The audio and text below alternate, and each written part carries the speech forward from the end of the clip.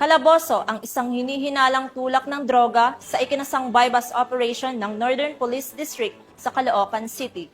Tinatayang 400,000 pisong halaga ng hinihinalang shabu nasamsam mula sa sospek na ngayon ay nahaharap sa kasong paglabag sa RA 9165. Corporal Abigail Rojas, ibalita mo.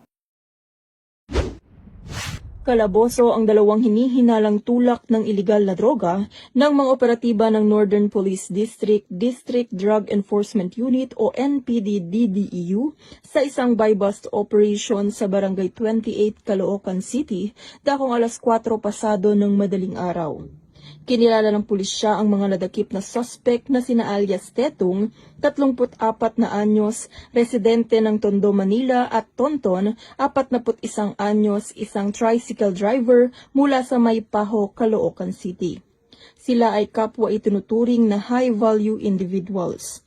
Nasamsam sa lugar ng operasyon ang humigit kumulang 60 gramo ng hinihinalang shabu na may tinatayang standard drug price na 408,000 pesos. Mahaharap ang mga suspect sa kasong paglabag sa Section 5, 11 at 26 ng Republic Act 9165 o ang Comprehensive Dangerous Drugs Act of 2002. Mula dito sa Metro Manila, ako po ang inyong PNN correspondent, Police Corporal Abigail Rojas, alagad ng batas, tagataguyod ng Balitang Pulis.